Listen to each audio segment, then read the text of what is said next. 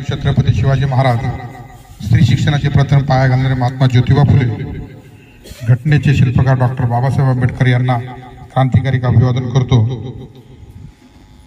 त्याचबरोबर आजच्या या रायगड लोकसभा मतदारसंघाच्या निमित्तानं माझे मित्र, आमचे सहकारी रवींद्रदादा चव्हाण, जिल्हा अध्यक्ष रायगड, त्याचबरोबर त्यांच्या समवेत आलेले कांबळे साहेब यांचं आजच्या दिनी या निमित्तानं त्यांचं उत्तर रत्नागिरी जिल्ह्यामध्ये मनपूर्वक शाब्दिक आभार मानतो। आपण आजच्या या छोट्याशा मार्गदर्शन मीटिंगकरिता आलेले सर्व तालुका प्रमुख, मुस्लिम लीगचे संपर्क, त्याचबरोबर सर्व महासचिव आणि त्याचबरोबर काही विभागाचे प्रमुख पदाधिकारी, या सगळ्यांचाच आजच्या दिनी मनपूर्वक आभार मानतो। आपण नेहमी संघर्ष करणारी मंडळी असल्यामुळे सातत्यानं आपण प्रत्येक गोष्टीला संघर्ष करताना आपण हितवरून पोहोचलो। माझ्या पूर्वी ज्या मान्यवरांनी मार्गदर्शन केलं, तालुका प्रमुखांनी मार्गदर्शन केलं, निवडणुका कशा रंगल्या पाहिजे, कशा लढल्या पाहिजे, काय काय त्यांच्या समस्यांना ते सामोरे जाण्याकरिता तयारी कशी असली पाहिजे, या सर्व समस्या आदरणीय चव्हाण दादांच्या समोर आपण मांडल्या। परंतु आपल्याला हे ठावात आहे की ज्या लोकसभेच्या उमेदवारी आहे त्या एक स्त्री आहे आणि त्या दादांच्या मिसेस आहे।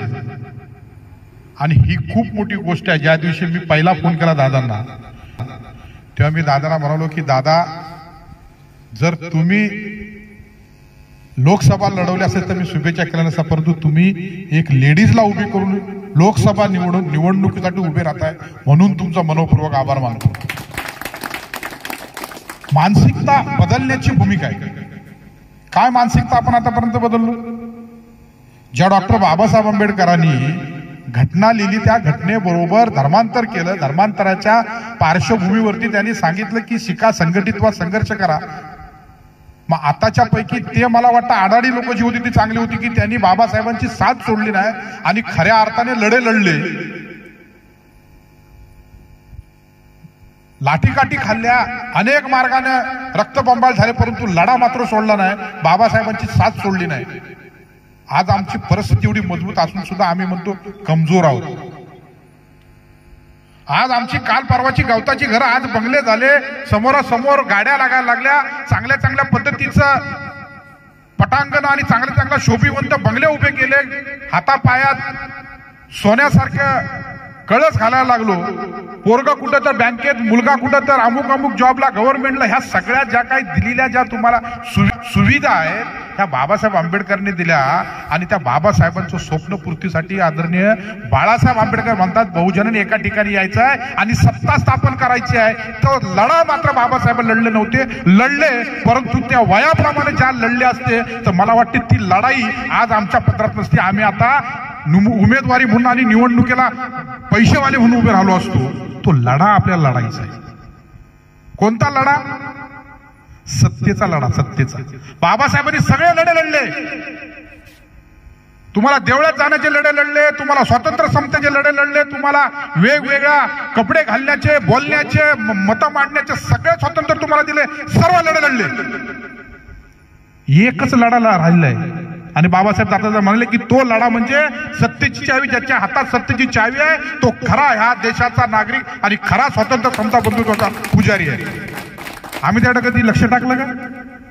ग्रामपंचायती आली, कोण उमेदवार, आणि मग आमक्या साहेबा कसं काय आता ठरवून वाट बघतो 5,50, 5,10 हजाराची।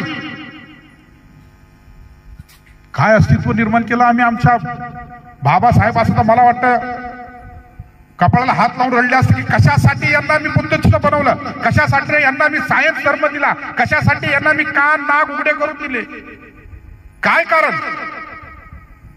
जो लढा माझ्या वयाप्रमाणे मला लढता आला नाही तो ह्यांच्या पदरात टाकला, त्याचं यांनी बाजारूकरण केलं, आपल्या आयुष्याची मातीमोल केली, आपल्या मुलाबाळांचं भवितव्य बघत नाही, निवडणुकीच्या रिंगणात पडलं रे पडलं का आम्हाला दिवाळीचे सण आठवले जातात, फटाकड्यांचे आवाज ऐकायला येतात, पार्ट्या कशासाठी, कोणासाठी?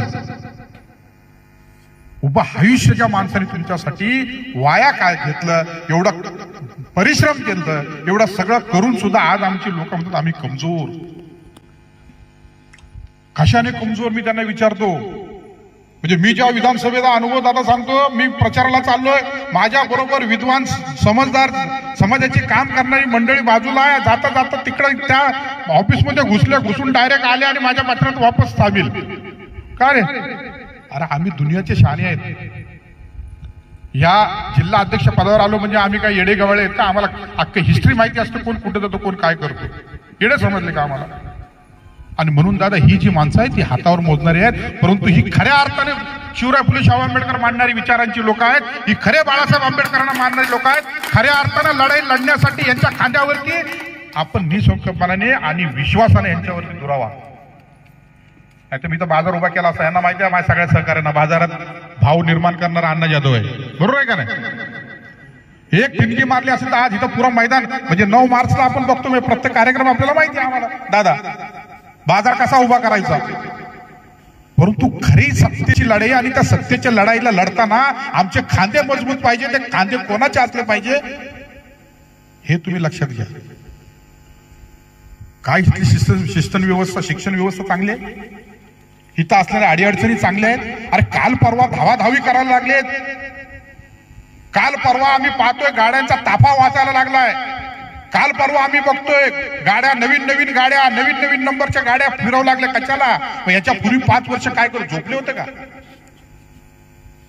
जे लोकसभेचे उमेदवार आज खुलेआम सांगतात स्वातंत्र्य, समता, बंधुत्व, संविधान वाचवतोय, बहुजनांना, दलितांना, आदिवासींना आम्ही न्याय देणार, मग एवढ्या वर्ष काय काय काय गोट्या मारत बसले ते का? कशाचा विकास झाला? कोणाचा विकास झाला? कोकणामध्ये आज आमच्या हाताला काम नाही. बेरोजगारांचा प्रश्न आमच्या इथं असणारा पर्यटन म्हटलं जातं, पण पर्यटनच्या नगरीमध्ये रस्त्यांची अवस्था काय? कोणत्या बाजूनी कोणत्या दिशेने महाराष्ट्र घेऊन चाललेले? जर आम्ही तुम्ही विचार नाही केला तर आमच्या मुलांना दादानी सांगितल्या पद्धतीचं मुंबईवाला करावं लागेल आणि येरे जाऱ्या मारत राहावं लागेल. आमचा कोकण इतर येणारा जो पैसेवाला इथले असणारे जे काय पुढारी आहेत त्याचे दलाल एजंट आमच्या शेतकऱ्यांकडे जमिनी घेतात आणि त्यांच्या कमळेत लाद घालून त्यांना भिकारी बनवलं परिस्थिती निर्माण करतात. आम्ही कधी हे लक्षात घेणार? तुम्ही हे समजू नका की तुम्ही एवढे जण काय नाही करू शकत.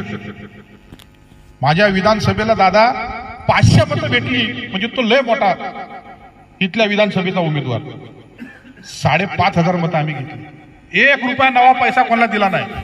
आजची परिस्थिती आम्ही अशी केली, ते 5,500 लोक बाहेर काढली आणि आज 50,000 लोक उभी राहतील अशी परिस्थिती आम्ही निर्माण केली.